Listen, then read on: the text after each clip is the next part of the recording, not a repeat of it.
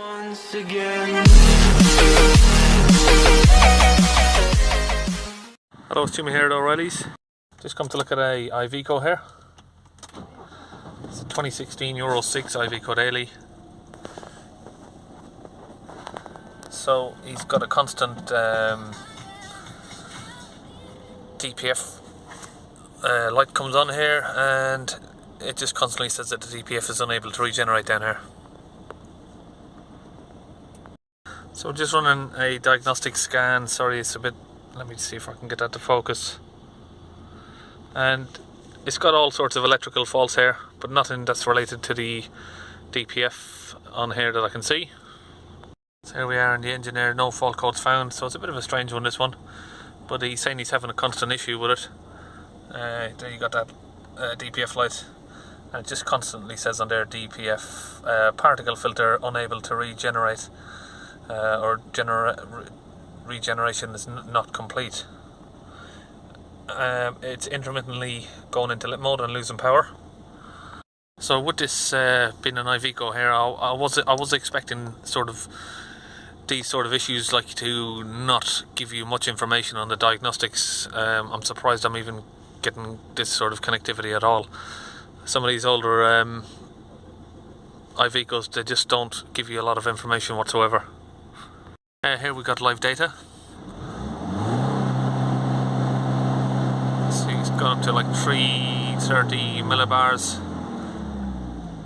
which is too high, and it's idling at, well, it was idling at around 50 just a minute ago. So we're going to see if we can get this pressure reduced in the exhaust. It's also got this like EGR valve here. At desired rate is at 399%. It's currently at 25. You can see there it's moving. Yeah, the EGR valve is moving. I don't know why that's saying 399% there. That's where it wants it to be. You got 30 grams of particle soot there.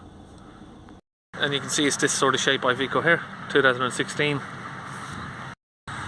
Just here we have the DPF pressure sensor. So the bigger one is going to be the one that we're going to be putting the fluid into. So these are clip pliers there. We're just using some of this Win's DPF cleaner here, putting it into our dispenser here. This is just a pressurized bottle that can squirt it into the DPF there. I'm just going to connect that up.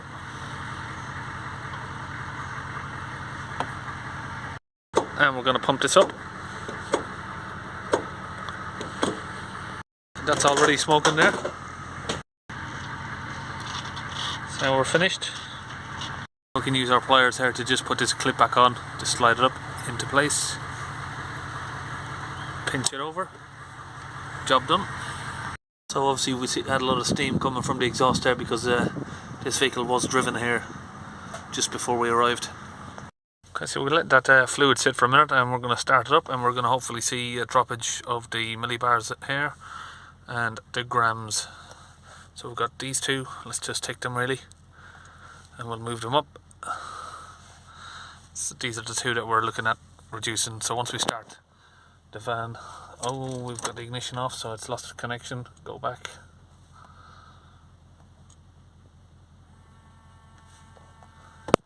So again, we're going to put these two to the top, up to the top. So you can see that's on 59 grams there now. And we're just going to start it up, and we'll see if we can get it lowered. So we just got to start it. We're going to give it some revs.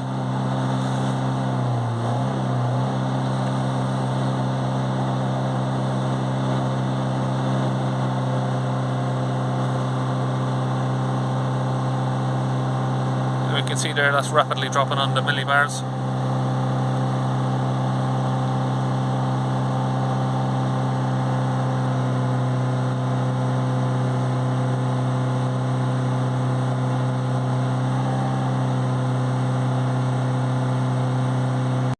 So we're going to see a lot of smoke while this is happening.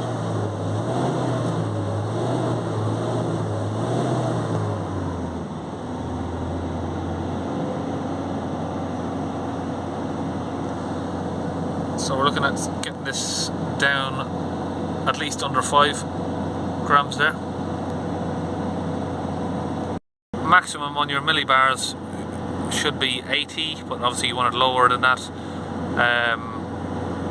On revs, I can usually get this sitting down around 30 to 40, and on idle like 5 or under.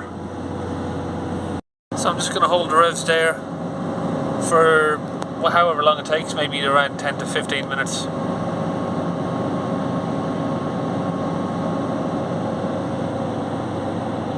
Yeah, it's tripping. Got that down to 0 there. That's it on the Iveco, it's all done. We've got it down to 0 grams. We've got the millibars down as far as we can. I can't really remember what they're sitting on, but we'll have a look back on the video. Yeah, job done. It's all sorted, and see you in the next video.